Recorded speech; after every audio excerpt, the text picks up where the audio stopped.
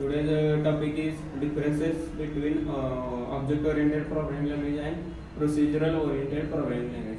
Now, first see OOPS means OOPS stands for Object-Oriented Programming Language. Object-Oriented Programming Language is one of the high-level programming language in which program is divided into objects. By using objects, the programmer can create a model of a real world scenarios. An object is an instance of class that can that can state and behavior. First is object. Object is an instance of class that can collect data and manipulating the data. Object is a real world entity like a human, bottle, chair, etc. Next is class. Class defines the properties of an object linked to it.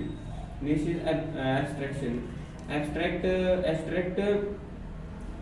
and inheritor and interface are used to hide the internal details and show only the functionality.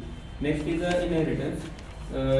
An object using the methods and properties of an existing object is called as inheritance. In the inheritance, the function is code reusability. There are 5 types. First, multi-level, second, single, third, hybrid, fourth, multiple, and fifth one is hierarchical. Now, next is the encapsulation. Encapsulation binds the attributes and methods together. Data in that data is stored with the encapsulation.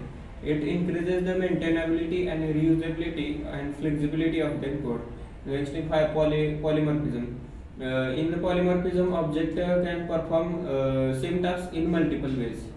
That is object-oriented programming language. Now see POPs means POP stands for procedural-oriented programming language. It is a method where the main focus is on functions and procedure required for the communication of data. Now see the difference between OOPS and POPs. OOPS is object-oriented programming language and POPs is a procedural-oriented programming language.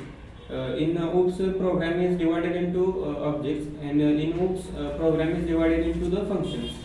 In OOPS is a bottom-up approach and POPs is a top-down approach.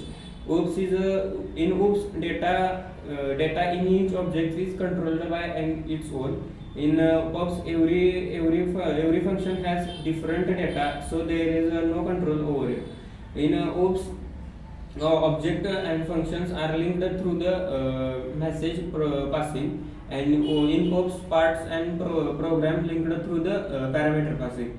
In OOPS, adding new data is possible, and in POPs, exploring data and function is not possible. In OOPS, data can be hidden using encapsulation, and in POPs, no data hiding. In OOPS, existing code can be reused. In POPs, no code reusability. Thank you.